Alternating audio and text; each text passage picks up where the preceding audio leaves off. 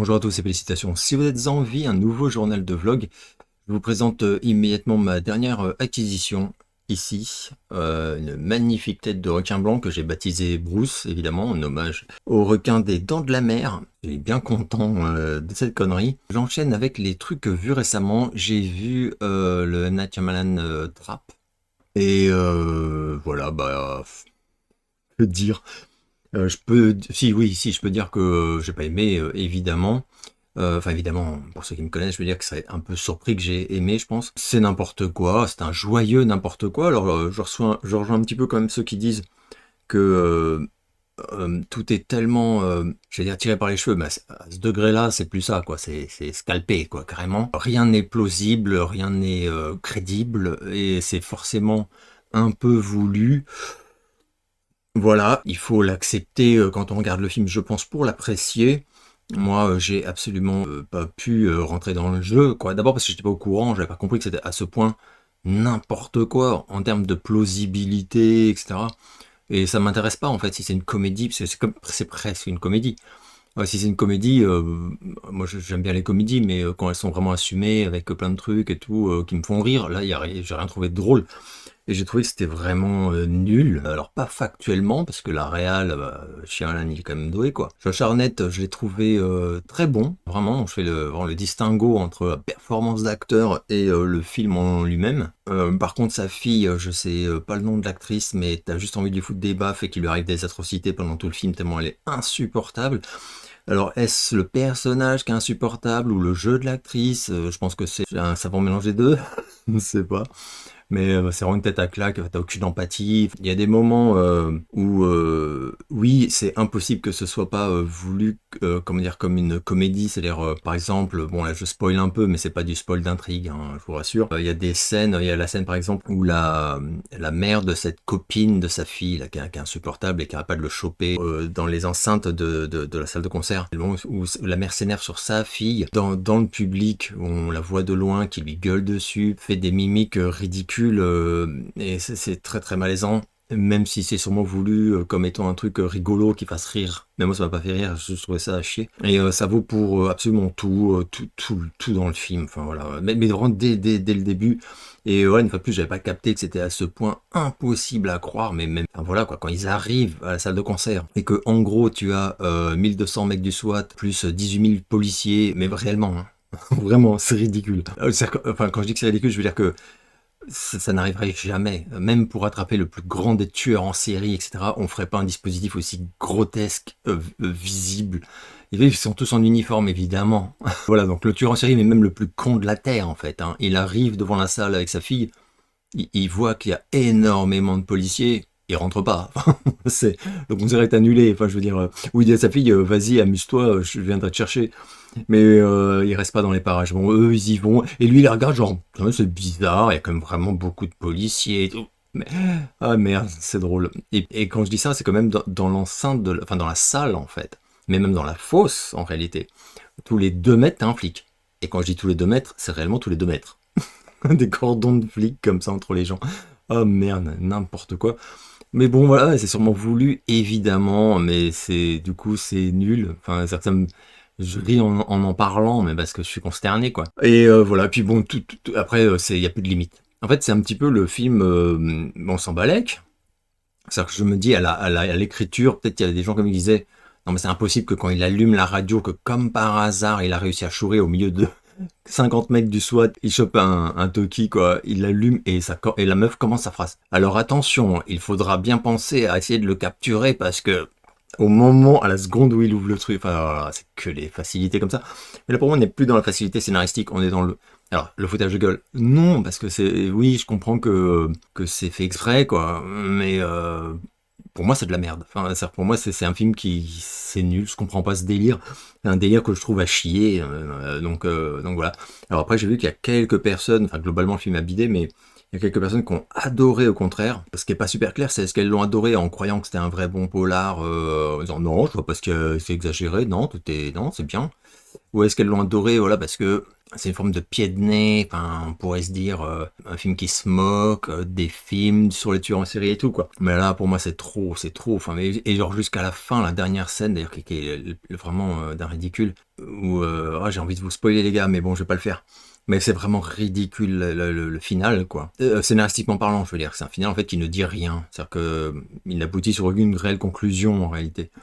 Mais voilà, c'est un plan putassier, voilà, façon, enfin c'est entre la fin de Pearl et des trucs du Joker, enfin bon, enfin je trouve ça à chier, voilà. Néanmoins, une fois de plus, je répète, Josh Hartnett, lui, il est vraiment très cool, il fait de son mieux et c'est très bien, mais il récite des répliques ridicules, risibles, qui font pas, enfin le mec, déjà il y a un problème, c'est que ce tueur en série, c'est le plus ridicule du monde, enfin, dire qu'il n'est il fait pas peur du tout, enfin, il est pas angoissant, et il y a une espèce de chantage qui est fait avec une victime qui détiendrait. C'est n'importe quoi, enfin, c'est que aucun tueur en série sérieux ne ferait ça, enfin, rien ne va. Mais voilà, rien. Vraiment rien. Qu'est-ce que j'ai vu d'autre? J'ai vu Oddity, alors petit film ce coup-ci. Horrifique, arrivé en VOD, je crois, il y a 3 semaines, un truc comme ça. J'ai bien aimé, c'est une histoire de vengeance, hein, je le dis, mais avec une touche surréaliste, je vais pas en dire beaucoup plus. Ah, il y a une personne qui meurt dans des circonstances super cheloues et on va assister voilà, à une forme à la fois enfin pas d'enquête, hein, mais de regroupement de personnes enfin, où il y a de lourds soupçons et l'instrument d'une vengeance, qui fait appel au surnaturel. J'ai bien aimé. Je trouve ça très sympa. C'est pas sans défaut, quoi. Mais il y a notamment cette statue de bois, voilà, à laquelle on prête des pouvoirs et tout, et qui est vraiment flippos. Et moi, je suis rentré dans le jeu, donc je peux pas dire que ça m'a fait peur ni rien, mais je me suis pas fait chier une seconde. Et il y a même quelques scènes que je trouvais assez belles d'un point de vue de la réal.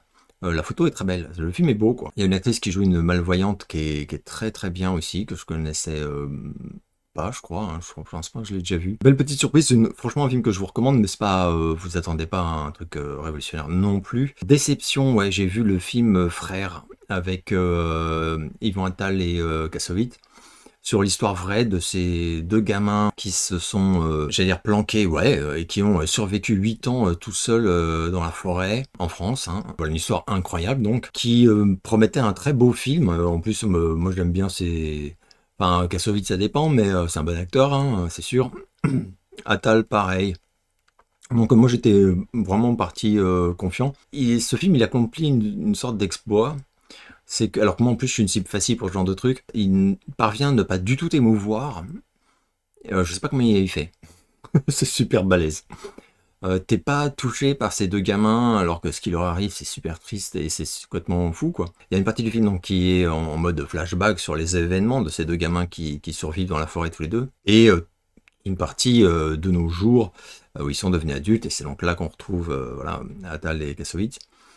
Et là, c'est con, je trouvais que c'était con. Alors c'est sûrement, enfin c'est adapté, je crois, du bouquin d'un des deux, mais voilà, je vous spoil absolument pas comment ça se termine, évidemment, mais une fois de plus, même la fin, enfin même les événements, en fait, les événements devraient te bouleverser. Voilà, à la fin, tu devrais être, putain, c'est dingue et tout, c'est horrible et tout.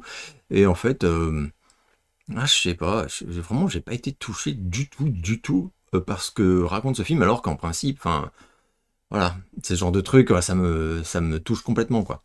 Donc, grosse déception, je ne sais pas, c'est pas qu'il joue mal, par exemple, c'est pas que c'est mal filmé, c'est vraiment l'écriture, je trouve que c'est mal fichu, ou fichu d'une façon qui fait que, sûrement en tout cas, ça n'a pas fonctionné, mais à aucun moment, quoi. Une semi-déception ensuite, Deliverance, enfin, The Deliverance, avec Glenn Close, un film qui se dit d'horreur, donc sur Netflix, hein, j'ai oublié de préciser. Et en réalité, pendant plus d'une heure, tu te demandes, enfin, tu regardes un drame social et tu te dis, mais le truc horrifique, il arrive quand en fait? Enfin, et quand il arrive, c'est ridicule. À la fin, putain, mais tu te marres, quoi. Et c'est vraiment ridicule, mais en mode film d'exorcisme, mais vraiment grand guignolesque et tout. Et alors, Glenn Close, je dois dire qu'elle est assez cool. Franchement, elle joue super bien, un rôle incroyable. Et je dirais pas qu'elle sauve le truc parce qu'elle le sauve pas, mais Je regrette pas d'avoir vu uniquement pour sa performance, qui est vraiment saisissante. Il y a des scènes de ouf, putain d'actrice quoi. Donc, voilà. Donc bravo à elle. En plus c'est un projet assez... Quand elle a lu le script et qu'elle a dit je veux le faire, je me dis putain, autour d'elle je pense qu'il y a des gens qui ont fait t'es sûr. Bravo, mais le film est pas bon. Vraiment pas. Et je vais conclure avec une autre déception, décidément. C'est Skincare que j'ai vu, voilà, il y a 2 jours, je crois, un truc comme ça. Je dis déception, mais en réalité, c'est de la liste, c'est peut-être celui que j'ai le plus apprécié. Bon, avec Oddity quand même, que j'ai vraiment trouvé cool. L'histoire vraie, mais alors très exagérée. C'est-à-dire que c'est un peu comme To the Moon, là, dont je vous avais parlé. Ça s'est adapté, enfin adapté, inspiré, pardon, de faits réels, mais très romancé et avec une touche, j'allais dire, de légèreté ou comique, tout ça. Alors, dans Skincare, c'est un humour très très acide quand même, enfin amer, tout ça. Mais c'est quand même présent. Donc ça désamorce un peu des événements qui sont liés à la parano, etc. L'histoire de base, pour vous faire ça super super vite, c'est une nana en Californie, je crois, ou en Floride, je ne sais plus, qui lance une gamme de cosmétiques, de trucs de crème de soins, je crois, de trucs comme ça, pour la peau, tout ça et qui est sur le point de percer. Voilà, donc voilà, elle va lancer une gamme et tout, elle a des invitations à la télé, des articles dans la presse, donc elle est un peu connue, mais elle n'a pas encore réussi vraiment à ce moment très stratégique quoi, de sa carrière naissante, on va dire. Des événements vont avoir lieu qui vont lui faire penser que quelqu'un lui en veut, cherche à lui nuire et surtout à tuer sa carrière dans l'œuf, quoi. Enfin, à l'empêcher de réussir. J'ai bien aimé, j'ai regardé jusqu'au bout sans déplaisir. Il y a quelques très belles scènes, la réal, je veux dire, est superbe. Voilà, l'actrice est très bien aussi. C'est juste que c'est un genre de film que tu auras oublié dans 3 mois, quoi. Enfin, vraiment, c'est sans grande empreinte. Néanmoins, je peux pas dire que je le conseille, mais c'est pas une perte de temps, quoi. Il y a vraiment des belles idées. Il y a des scènes assez drôles, mais drôles, c'est pas, voilà, comme je le dis, c'est une comédie très noire. Drôle parce que les personnages en prennent plein la gueule, en chient, etc. Un twist que j'ai trouvé assez efficace et une fin, enfin, qui est pas déceptive, quoi. C'est vraiment le film, c'est sympa. Mais moi j'aurais préféré, enfin, c'est toujours pareil, hein, quand c'est comme ça en fait, j'aurais préféré un film réellement qui s'assume dans sa dureté, qui soit vraiment sombre. Moi j'ai enlevé tous les trucs un peu légers qui en fait font que le spectateur, voilà, du coup voilà, on va pas trop le stresser, on va quand même lui montrer qu'on est quand même là pour rigoler enfin, un petit peu. Non, non, mais j'aurais tout viré, j'aurais fait un truc ultra bourrin quoi. Donc c'est dommage, mais bon. Et je vais enchaîner immédiatement avec les questions reçues. Connais-tu la série Gore éditée chez Fleuve Noir? Mon préféré c'est Color Moi Rouge 100. Ouais, je connais, j'en ai ressorti 3 que j'ai conservés. Donc voilà, oui, je connaissais à l'époque. J'en avais gardé assez peu parce que on m'avait appris, mais assez rapidement en fait, que cette collection, qui est très sympa, hein, je sais plus c'est qui dirigeait ça, mais le mec avait le hachoir facile sur les coupes quand il traduisait pour publier, parce que les 3/4, enfin plus des 3/4, c'est des traductions de bouquins américains. Quand j'aimais, je sais plus c'est lequel que j'avais lu, et où j'avais un pote bilingue qui m'avait dit, oui mais tu sais qu'il manque plus de 100 pages. Et j'avais dit, pardon. Et donc après j'avais regardé, j'avais vu qu'effectivement il n'y a jamais marqué texte intégral. Et en enquêtant un peu par la suite, j'avais découvert que oui, effectivement, pour que les livres en fait gardent une épaisseur très faible et puissent être vendus, je sais plus comment c'était vendu, le mec en fait s'interdisait de publier des livres de plus de pages quoi. Donc quand il trouvait un bouquin horrifique absolument fabuleux je sais pas, 300 pages ou 350 pages ou 400 pages, etc. Ah ben, il le charcutait jusqu'à ce que ça rentre dans son truc. Je vois que là, la norme, c'est 150 pages. Alors, 150 pages, on pourrait presque dire que c'est une longue nouvelle, enfin, mais c'est pas un roman. Et voilà, donc là, les 3 là font 150 pages, par exemple. C'est impossible. C'est impossible. Voilà. Et donc, plus tard, j'avais racheté, je crois que c'est le Jack Ketchum, qui est un de mes auteurs préférés. Si vous me suivez depuis un petit moment, vous le savez. Il y avait Cache-Cache effroyable, ils avaient rebaptisé ça de Jack Ketchum, qu'ils avaient traduit à l'époque. Hein, voilà, c'était Hide and Seek. Et donc le voici. Et celui-ci, donc il manque, je crois, 120 pages. Sans pitié. Alors il y a un auteur que j'aime beaucoup aussi, c'est Richard Lemon. Là c'était Le Bois des Ténèbres que j'ai conservé alors qu'également il l'a amputé, je sais même pas de combien de pages. Celle-ci c'est Le Lac d'épouvante de John Lutz. Ici Voilà, la couve me fait hurler de rire. Hop. Voilà. Mais voilà, donc c'est une collection super fun. J'adorais ces années-là, c'était génial.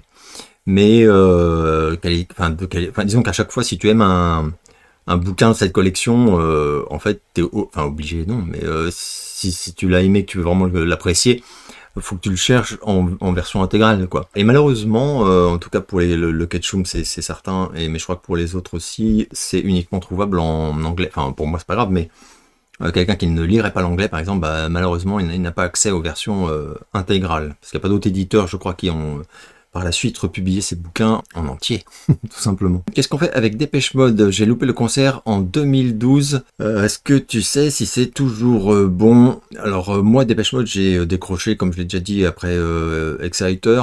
Je continuais d'écouter à chaque fois que sortait un disque, mais j'ai systématiquement été déçu. Et en concert, du coup, j'ai jamais été. J'ai quelques potes qui sont très très fans de Dépêche Mode, mais alors vraiment, voilà, et qui vont donc, hein. Et même eux, ils disent que ça fait quand même pas mal d'années que vocalement c'est plus possible pour Dave Gahan. Voilà, il y a toujours l'infrastructure, le show énorme, etc. Mais que c'est plus très bon, quoi. Voilà, quoi. Donc, je sais pas quoi dire parce qu'en fait, je me sens pas de dire faut pas aller les voir en concert, etc. Parce que parfois c'est juste la nostalgie qui joue, ou c'est le plaisir de se dire bah je les ai vus sur scène, c'est que c'était quand même sympa, même si oui, d'un point de vue performance, c'est plus ça du tout, quoi. Des fois en connaissance de cause, tu vas quand même souhaiter y aller, c'est ça que je veux dire en fait. Mais si tu espères vraiment de très bons concerts et tout, j'ai l'impression des retours que je vois, quoi, que ça faut faire son deuil, c'est terminé. Enfin, comme pour pas mal de groupes hein, de ces années-là, je veux dire, hein, qui arrivent plus, quoi. Continue pour payer la 8e piscine de leur 12e villa, mais en réalité, voilà. Connais-tu le film Les Puissants de 98 avec Sharon Stone, entre autres, film très sous-coté pour moi, en plus d'être excellent. Ouais, je connais je me souviens de ce film, par contre je l'avais pas revu depuis une éternité, donc je saurais pas trop t'en dire davantage. Es-tu confiant pour le remake de Christine? Alors, ce sera pas un remake de Christine, ce sera pas un remake, tout simplement. Ce sera une nouvelle adaptation. J'insiste parce que le réal insiste beaucoup, et il a raison finalement. C'est que le film, enfin l'adaptation du roman de Stephen King par John Carpenter est tellement devenu intouchable, enfin cultissime, c'est un chef-d'œuvre. Enfin, pour moi, vous savez que pour moi c'est un chef-d'œuvre absolu, un de mes films préférés au monde, hein, même d'ailleurs. Lui, il va pas refaire le film. Lui, il va à nouveau adapter le bouquin.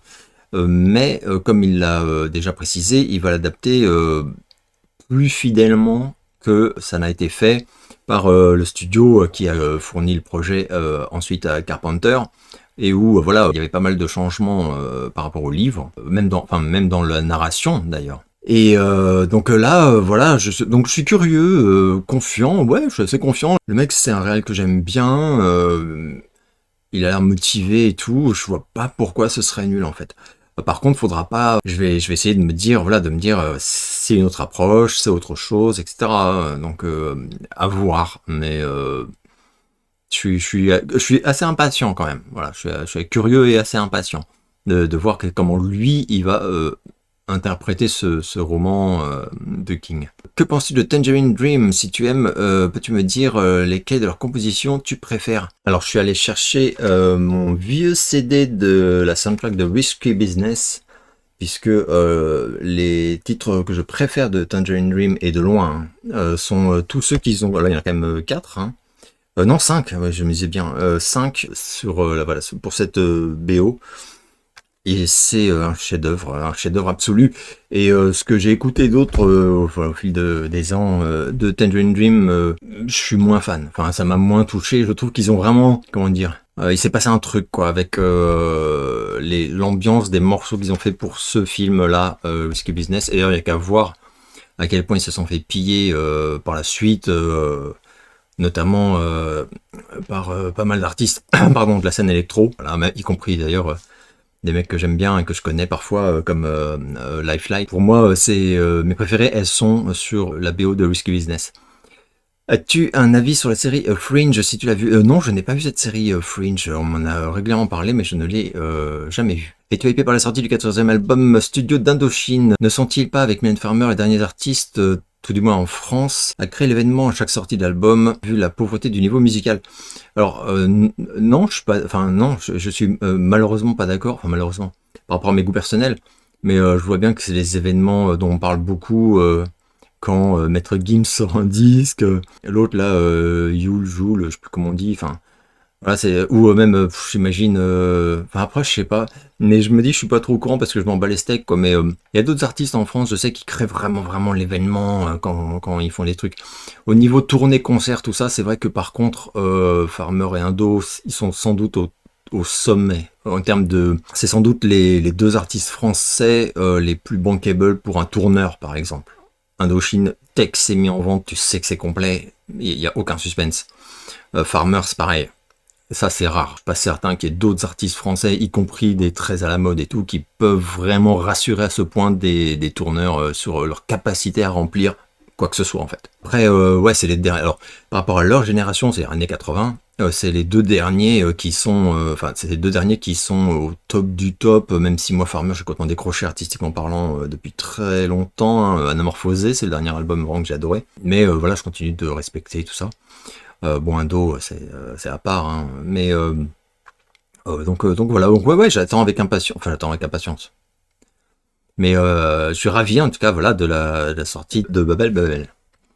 Je n'ai jamais accroché avec le cinéma de Kusturica, qui était pourtant un incontournable pour les gens de notre génération. Dire publiquement qu'on n'avait aucun atome crochu avec ce réalisateur, c'était limite du suicide social. As-tu vu ces films? Et si oui, qu'en penses-tu? Ouais, j'ai vu ces films, et en tant qu'adepte du suicide social, je le prouve régulièrement, y compris sur cette chaîne. Je dois dire que j'ai jamais aimé. Voilà. Par contre, fidèle à moi-même, parfois je perçois que c'est bien, enfin que le mec il a une vision et tout. Il y en a surtout deux dont je me souviens. Arizona Dream, bien sûr, et puis Underground. Voilà, je n'aime aucun de ces films. C'est pas du tout une approche. Enfin voilà, je suis comme toi, ça me touche pas du tout. J'ai aucun atome crochu avec cette façon de faire du cinéma. En plus, le mec est un peu. Enfin, à une époque, j'avais vu des interviews. Non, moi j'aime pas. Enfin, je n'aime pas son cinéma, quoi. Mais voilà, c'est vraiment une question de sensibilité, effectivement. Et après, oui, que ça fasse pas cinéphile de bon goût, moi, presque ça m'arrange. Comme ça, après, je peux enchaîner direct en disant Over the Top, c'est très sous-coté comme film. Dans la série cinéma français oublié, j'ai découvert récemment en fouillant du côté du post-apocalyptique le film de 1981 Maléville, ah oui, adapté d'un bouquin de Robert Merle. Le casting à contre-emploi entre un séro totalement badass, Dutronc, Villeray, Trintignant, que des super acteurs. Est-ce que ça te parle? Oui, ça me parle. Je l'avais vu, pareil, hein, c'est un peu comme tout à l'heure le film avec Sharon Stone, je n'ai pas revu depuis très longtemps, donc j'en ai pas un souvenir très fort. Je dois dire que de mémoire, j'avais pas adoré parce que d'abord je suis pas fan des films post-apo et encore moins fan des films post-apo façon pièce de théâtre, c'est-à-dire où vraiment il y a peu d'argent, du coup il y a peu d'action, c'est surtout de la parlotte et des trucs comme ça, et on est en huis clos. Enfin, tu vois ce que je veux dire, quoi. Donc moi, ce film-là, je l'ai pas aimé de mémoire, je l'ai pas adoré, alors que j'aime beaucoup le casting. Voilà. J'ai regardé le film Amadeus en version Director's Cut. Est-ce que tu l'as vu? Si oui, qu'en as-tu pensé? Je l'ai vu il y a quelques années et j'ai adoré. Mais j'avais déjà adoré la version ciné, hein, que j'étais allé voir à l'époque, hein, que j'avais beaucoup aimé. Je sais qu'il y a des gens qui détestent ce film. J'aime beaucoup ce film, voilà. Sachant que tu n'as pas aimé L'Exorciste, ça va. As-tu été touché par Rosemary's Baby et regarderas-tu le préquel sur Paramount Plus fin septembre? Ah oui, j'avais entendu parler de ça, effectivement, le préquel de Rosemary's Baby. Je suis super curieux, donc ouais, je vais le regarder Day One, même, hein, dès que ça sort. Oui, j'étais alors plus que touché, Rosemary's Baby. Alors, c'est une question, c'est comme, je le dis souvent, mais la peur, c'est comme l'humour. Parfois, tu vois une comédie, et tu perçois qu'elle est géniale, que c'est une super comédie, mais elle t'a pas fait rire parce que ce n'est pas ton humour. Voilà, on peut pas faire rire le monde entier avec une vanne, ça n'existe pas. Et de la même façon, tu peux pas faire peur à tout le monde avec un effet de peur, quoi. Il y a des gens qui n'auront pas du tout les peurs sur lesquelles tu taxes, quoi. Exorcist, ça joue sur les peurs que j'ai pas. Donc en fait, cela, ça m'a jamais fait peur, ça m'a même pas mis mal à l'aise, mais ça m'a pas empêché de voir que le film est fabuleux, que c'est un immense film et tout. À l'inverse, Rosemary's Baby, je trouve que c'est un immense film et ça m'a vraiment foutu les boules à l'époque. Je l'ai vu très jeune, hein. Ça me parle, ces espèces de paranoïa avec les mensonges, le truc secret, tout ça. Enfin bon, j'adore. C'est un immense film, Rosemary's Baby, pour moi. Et je trouve ça très audacieux de faire un préquel. Donc j'attends de voir. Mais je suis super curieux, oui. J'ai une question pour toi sur Polnareff. Que penses-tu de l'album Enfin? L'album Enfin, à titre perso, j'ai été extrêmement déçu. Pour moi, Michel, il a vraiment trop laissé passer de temps. Et moi, je pense qu'il est bon quand il se prend pas la tête, en fait. Voilà. Et d'ailleurs, mes albums préférés, qui sont Bulle et Incognito, ont été faits dans une période où il s'est pas pris la tête. C'est-à-dire que ça a été, d'ailleurs, il y a qu'à voir les dates de sortie, 80-85, je crois. Donc c'est très rapproché, hein. Enfin, pour Polnareff, c'est très rapproché. Et là, voilà, entre Kamasutra et Enfin, je sais même plus combien d'années il y a d'écart. Mais c'est une catastrophe. Et alors, voilà, ça aurait quand même pu être génial. Et sur l'album, il y a deux, trois trucs que j'aime beaucoup. J'aime beaucoup l'instru fantôme là, qui ouvre l'album, tout ça. J'aime bien Soumis, peut-être une autre encore, mais sinon, voilà, c'est une facette dont je suis vraiment pas fan. Thérapie, tout ça. Oh, y a, et puis même d'autres, hein. Enfin, Grandis pas, tout ça, je sais pas. Non, non. Donc très déçu. C'est un album que j'écoute jamais. C'est sans doute même, je pense que c'est le seul album de Polnareff que j'ai pas écouté un milliard de fois, quoi. Et que j'écouterai jamais. Enfin, il me parle pas, quoi. Voilà, c'est comme ça. Je dis pas que factuellement il est mauvais, mais j'ai été extrêmement déçu. Comme tout le monde, hein. Il y a qu'à voir le bid qu'il a fait. Et dès la pochette, d'ailleurs, je me souviens, quand il y a eu la pochette, ouh, je me suis dit, merde, la pochette est horrible. Et elle est pas juste horrible, c'est comme les répulsifs. Tu regardes la pochette, t'as pas envie d'y aller. Suivant ta chaîne depuis un bon moment, quelque chose me dit que tu aimes David Cronenberg. Si tel est le cas, quels sont les films qui t'ont imprégné la rétine? Alors je commencerai par Vidéodrome, et d'ailleurs j'ai ressorti parce que ça me fait toujours marrer de la voir en fait. La novelisation, comme on dit, qui était sortie chez J'ai lu, avec une magnifique pochette. Et d'ailleurs c'était une édition illustrée avec des photos du film un peu partout. J'aime beaucoup ce film. Voilà, je crois que je sais pas, est-ce que c'est le premier que j'ai vu de lui? J'en sais rien. James Woods, qu'est-ce qui était top là, à cette époque-là? Voilà, j'adore James Woods, hein. Il y a aussi évidemment Faux Semblant qui m'avait énormément marqué. Dead Zone, c'est génial Dead Zone, hein. Il y a aussi La Mouche évidemment, un de mes préférés sûrement. Après History of Violence, même si, enfin pour moi c'est un peu un film à part dans sa filmo parce que il s'était un peu éloigné des codes Cronenberg habituels, quoi. Mais c'est un film que j'ai adoré, A History of Violence. Donc voilà ce que je te citerai comme ça en tout cas. Connais-tu le film français Le Grand Chemin de 87 réalisé par Jean-Loup Hubert avec Anémone et Richard Bohringer, qui est pour moi un bijou de simplicité et d'émotion? Ouais, je connais parce que je l'ai vu à sa sortie. Est-ce qu'on m'y a traîné? Parce que c'est vraiment typiquement le genre de film que je n'aimais pas à l'époque. Est-ce que j'y suis allé avec mon père ou je ne sais pas. Bref, en tout cas, je sais qu'on m'y a traîné. Je voulais pas y aller, je faisais la gueule et tout. Et au final, j'ai été vachement touché et je trouvais que c'était un super beau film, effectivement. Et je précise, alors Anémone, j'ai rien pour rien contre, même si, du coup, je la connaissais moi dans des films, des comédies ultra légères. Le truc avec Junio là que j'avais vu je me souviens à l'époque, le quart d'heure américain, un truc comme ça, je sais plus. Bref, importe. Puis plein d'autres, bien sûr. Mais Richard Bohringer, par exemple, j'étais un peu, c'est un mec que j'aimais pas. J'aimais pas trop ce mec, sa façon d'être, son jeu, son univers, ça me parlait pas. Et dans ce film, je l'ai trouvé excellent. Voilà, bijou de simplicité et d'émotion, je suis assez d'accord. Je l'ai pas revu depuis, mais j'en ai un beau souvenir. Est-ce que tu as déjà eu l'idée de faire des t-shirts La Fuite en vidéo? Alors ça m'a fait rire, parce que ça m'a fait rire pas longtemps. Parce que normalement, sauf les fois où j'oublie de le faire, mais en description, après je sais que moi-même je regarde pas les descriptions des vidéos, j'avoue, donc là en fait je vais te faire un petit reproche, mais en réalité je pourrais me le faire moi-même. En description de presque chaque vidéo de ma chaîne, il y a des liens. Il y en a peu, hein. Il y a un lien vers ma chaîne Patreon, où il y a des vidéos exclusive à cette chaîne-là, enfin à Patreon, pardon. Il y a un lien vers, je crois c'est le Bandcamp de mon projet musical, là, Syndrome, et il y a un lien vers ma boutique en ligne, le profil sur Spreadshop, où on peut acheter des trucs, La Fuite en vidéo, parce que on me le demandait régulièrement, et que du coup, je l'ai fait. Et alors j'ai pas grand-chose, mais j'ai deux trucs ici que je trouve super beaux, super cool. J'ai un mug La Fuite en vidéo, voilà, que vous pouvez trouver donc sur Spreadshop. et un t-shirt, ça me faisait marrer. Donc voilà, j'oublie régulièrement de faire le sandwich, mais mais je trouve super beau. C'est un truc encore heureux, j'ai envie de dire, vu que j'ai créé le logo, quoi. Voilà, magnifique t-shirt La Fuite en vidéo. Et il y a d'autres trucs dessus, je crois, hein, qu'on peut acheter. Donc oui, l'idée, je l'ai eue et je l'ai fait. Si je te dis Dans les rues du Barrio de Perry Thomas, publié en 67, et Les Paralysés de Richard Cowlek, publié en 2022, ça te parle? Rien qu'à ma difficulté à lire ta question, tu peux savoir que non, pas du tout. Et il y a plein de trucs où je suis totalement inculte. Hein. Donc là, visiblement 2 romans et 2 romanciers. Les 2, je les connais pas. Mais j'ai même jamais lu leur nom de ma vie.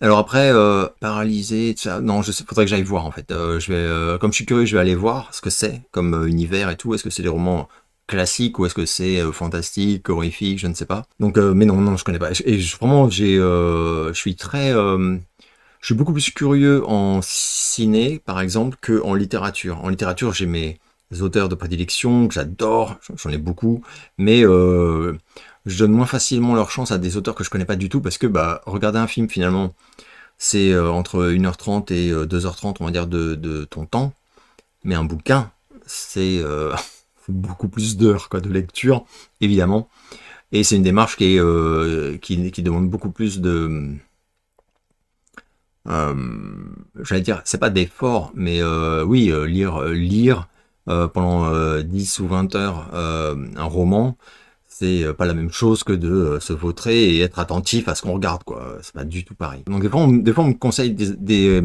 des auteurs et je regarde vite fait et tout, mais je sens que ça me... Je sais pas, j'ai pas le truc qui me fait me dire, putain, je veux absolument le lire et tout. Et souvent j'ai tort, j'en suis sûr. Est-ce que tu as encore ton perfecto de l'époque? Ah oui, je pense que c'est une question liée à la vidéo sur les années à Paris, puisque sur la vignette, j'avais mis une photo de moi à 15-16 ans, avec le perfecto que j'avais fini par réussir à obtenir, puisque mon père ne voulait pas que j'ai de perfecto. Et voilà, c'est un truc de délinquant. Non, je l'ai plus, non. Je l'ai plus depuis très longtemps. Je sais même pas comment je l'ai perdu. Je l'ai perdu, hein, parce que je l'ai pas jeté, par contre. Je l'ai perdu il y a une éternité, quoi. Depuis, dans ma vie, j'ai un perfecto, mais ce n'est pas celui que j'avais gamin, quoi. Je voudrais connaître ton avis sur les albums suivants de Prince, s'il te plaît, le Black Album, Love Sexy et Gold Experience. Personnellement, je ne suis pas très fan de Gold Experience, même si je lui trouve des qualités indéniables. Alors, je suis allé chercher, comme ça, je vais faire en direct live. Bon, alors, je suis allé les chercher... Love Sexy, pour moi, c'est une tuerie totale. Ma préférée, c'est sûr que c'est Anastasia, mais qui est pour moi un chef-d'œuvre absolu. Mais il y a aussi Dance On que j'aime beaucoup, I Wish You Heaven, qu'est-ce qu'elle est belle celle-là. Et il n'y a pas de chanson que je trouve pourrie. Glam Slam, non vraiment, pour moi c'est un super bon album. Après, je dois dire que je le trouve moins, il me parle moins. Voilà, c'est pas tellement qu'il est moins bon, c'est qu'il me parle moins que Parade par exemple. Alors évidemment il me parle infiniment moins que le double album chef-d'œuvresque Sign of the Times, mais c'est un très bon Prince, je trouve vraiment super. Tu me demandais le Black Album, j'ai sorti une poignée, j'ai l'impression que c'était dedans, mais voilà, le Black Album, moi je l'adore parce que il a un son qui est vraiment très spécifique. Alors j'en avais une version, mais comme beaucoup de fans de Prince, j'en avais une version pirate, toute pourrie, et qui d'ailleurs était pas avec, il y avait des versions qui étaient différentes de ce qui a été finalement sorti. Bob George, c'est peut-être ma préférée, elle est complètement dingue cette chanson, mais en réalité tout est bon. Et il a quelque chose d'assez agressif, ce Black Album, je trouve vraiment génial. Je l'ai beaucoup écouté à une époque. Gold, moi je l'aime bien. Attends. T'es pas très fan, ouais. Tu me dis, moi en fait à sa sortie, j'étais assez rassuré. En fait, non, moi celui-là je l'ai aimé. Il y en avait un avant que j'ai pas kiffé de ouf. Je l'ai forcément, hein, mais j'ai pas kiffé de ouf. Et du coup Gold, ça m'a un peu rabiboché avec Prince, quoi. Ah ouais, il y a 319 que j'adore, Gold qui est fabuleuse. Enfin vraiment je trouve ça. Non, non, moi je le kiffe. Non, je le trouve très bon. Et pourtant, il y a pas mal d'albums de Prince que j'aime pas du tout. Je suis pas du tout un fan qui adore tout, etc. Que penses-tu de l'imposture et des fraudes musicales des Sex Pistols et Milli Vanilli? Disons que Milli Vanilli, pardon, j'étais déjà pas fan. Jamais été fan. C'est-à-dire que quand ils ont triomphé, je trouvais que c'était vraiment une escroquerie déjà parce que je trouvais les chansons pas bonnes quoi. C'était vraiment gnangnan pour les gamines de 14 ans, enfin voilà quoi. Donc quand j'ai appris que c'était pas eux qui chantaient, je me suis dit même si ça avait été eux en fait c'était nul. Enfin voilà, je sais pas comment dire.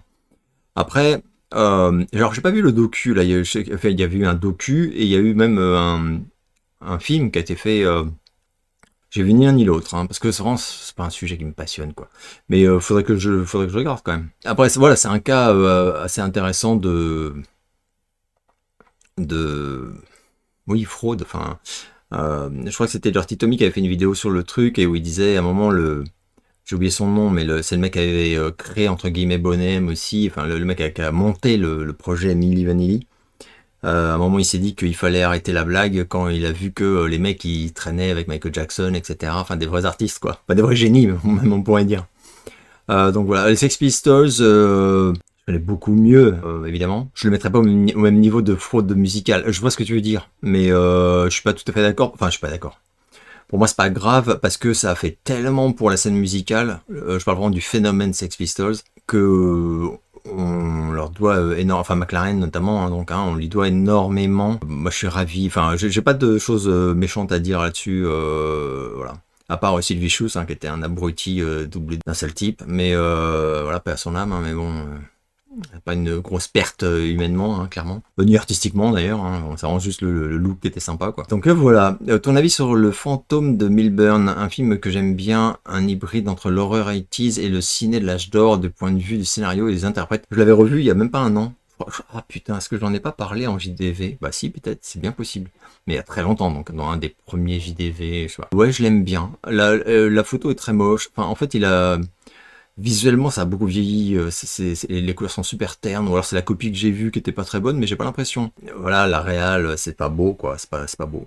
Néanmoins, j'aime beaucoup le casting, et j'avais bien apprécié quand je l'ai revu, j'ai passé un bon moment, mais c'est pas fabuleux.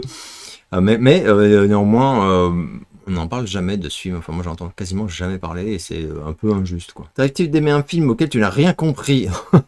Ça a été mon cas, par exemple, pour Mad God, film d'animation. J'adore la fabrication de l'univers, mais je ne comprends rien à ce que le film me raconte. Et pourtant, je sais qu'il y a un truc. C'est intéressant parce que Mad God, j'ai détesté. Mais visuellement, j'ai trouvé que c'était ignoble. Et ça, c'est comment dire, c'est vraiment, je ne dis pas que ça l'est, hein. Je dis que pour moi, sur moi, ça m'a dégoûté même. Je trouvais que c'était à gerber ce que je voyais en fait. Mais ça ne retire rien à la prouesse technique et aux idées visionnaires et tout machin. C'est juste que voilà.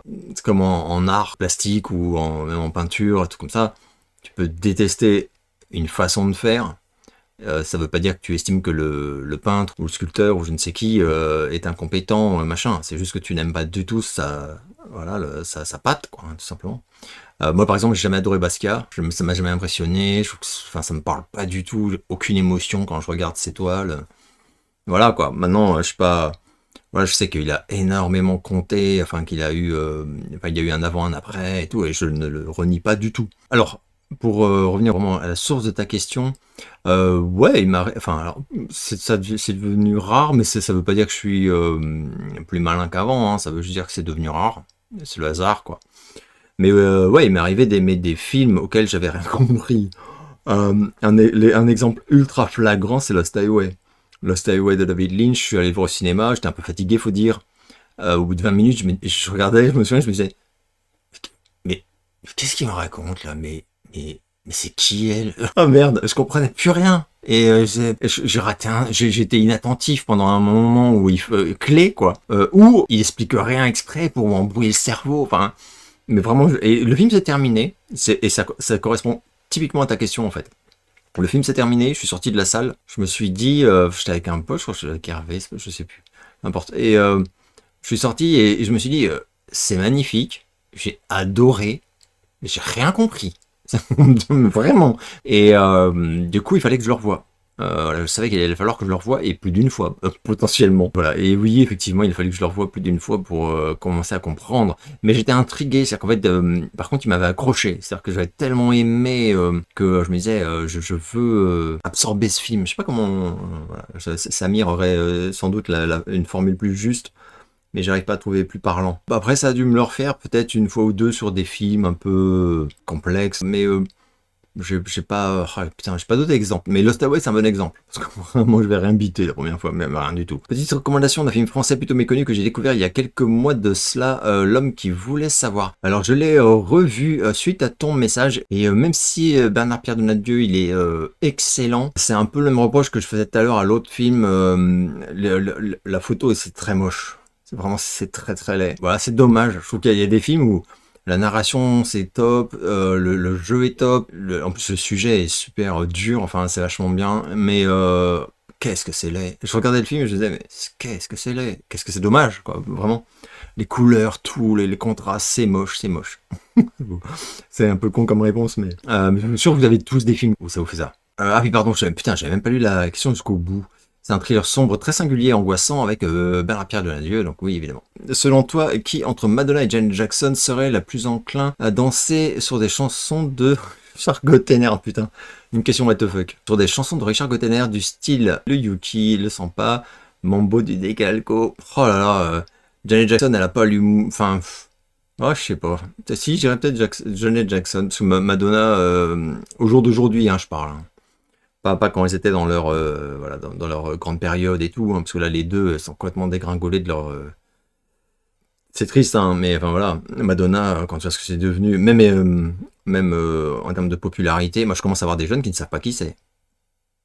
Ça fait drôle. Et Janet Jackson, ouais, je dirais sans doute Janet Jackson. Ta question est marrante en tout cas. Je rappelle que j'adore Richard Gottener. Voilà, j'écoute pas, mais c'est pas mon genre. Mais putain quel génie, mais quel génie de ouf quoi.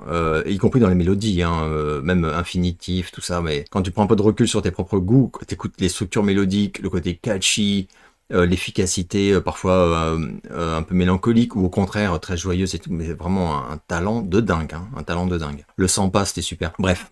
Si, comme moi, tu avais découvert le dessin animé Tom Sawyer il y a 40 ans, est-ce que le personnage de Joe l'Indien te faisait flipper sur le moment? Mais de ouf! Mais moi, j'adorais Tom Sawyer! Mais j'adorais! Je n'ai jamais revu ce dessin animé depuis mon enfance, mais j'adorais. J'étais ultra fan de Tom Sawyer. J'ai l'impression qu'il y avait 1 milliard d'épisodes, mais aujourd'hui, je serais incapable de dire il y avait combien réellement d'épisodes. Est-ce qu'il y a eu plusieurs saisons? Enfin, faudrait que je me renseigne. Mais j'adorais ce dessin animé, je le trouvais magnifique. Mais vraiment, hein, il me donnait du baume au cœur, je trouve. Enfin, je sais pas. Il rendait heureux. Le temps que tu regardais Tom Sawyer, t'étais heureux, quoi. C'était génial. Et Joe l'Indien, ah ouais, moi, il me faisait flipper. Enfin, au début, il fait flipper, après, il est fascine, et à la fin, tu l'aimes, en fait, évidemment. Question un peu bizarre, ton avis sur la misandrie? Alors, mon avis sur la misandrie, c'est le même que sur la misogynie. Hein. Pour moi, les personnes qui se disent misandres ou se vantent même, c'est un peu la mode, hein, ça dérive d'un féminisme qui n'a plus rien à voir avec ce qu'il était à la base. Hein. J'en parle de temps en temps avec ma mère et bref. Enfin, j'ai autant de respect et d'affection pour une personne qui se dit misandre. Comme en plus, enfin, c'est qu'en plus, elle met ça en avant. Voilà, c'est pour me décrire, je suis misandre. J'ai autant de respect pour elle et d'affection que envers un mec qui dirait misogyne et fier de l'être. Voilà, la connerie n'a pas de sexe, hein, une fois de plus, et la culture de la haine non plus. Et je sais pas, il y a des fois une petite tendance où on dit le mépris d'autrui, c'est vraiment un truc masculin. Bien sûr que non. On le constate sur les quelques personnes qui s'estiment...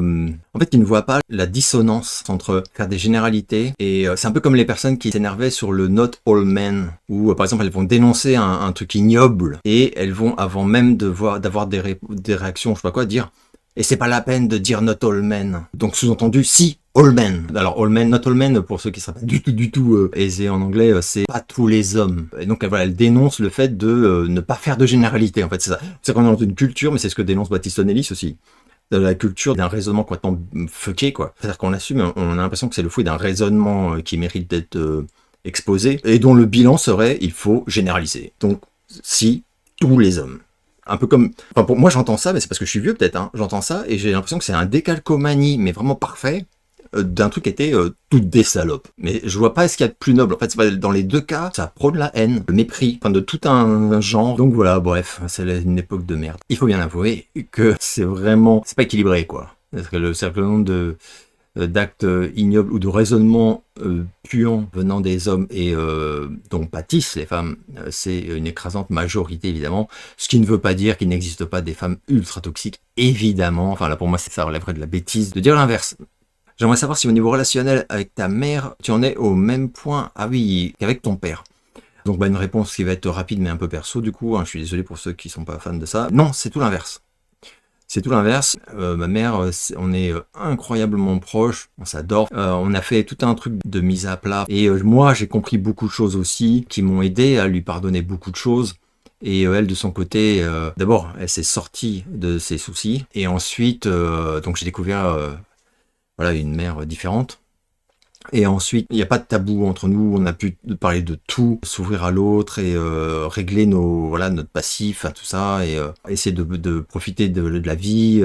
Et donc voilà, c'est quelqu'un qui est incroyablement important dans ma vie. C'est vraiment cool, mais après j'ai aussi très vite compris la différence qu'il y a entre une personne, un parent, on va dire, qui te nuit terriblement, mais qui souffre en fait, c'est-à-dire qui ne va pas bien.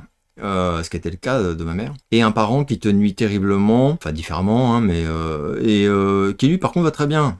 C'est juste que voilà. Il y a un moment où voilà, j'ai compris que ma mère, enfin l'enfance que j'ai eue, c'était pas, elle se levait pas le matin en allant hyper bien et en disant tiens je vais lui pourrir sa vie. Enfin non, voilà, c'était parce que elle-même allait extrêmement mal. Alors, ça n'excuse pas tout, mais ça excuse beaucoup quand même. Donc on a une complicité vraiment extrêmement précieuse et qui encore aujourd'hui est active, quoi. Team Lil Kim ou Nicki Minaj, alors artistiquement parlant, je dirais Lil Kim, même si elle s'est complètement vautrée dans le ridicule et la malaisance hein, depuis longtemps. Mais au tout début, Lil Kim c'était très très cool, alors que Nicki Minaj, je n'ai jamais été très fan.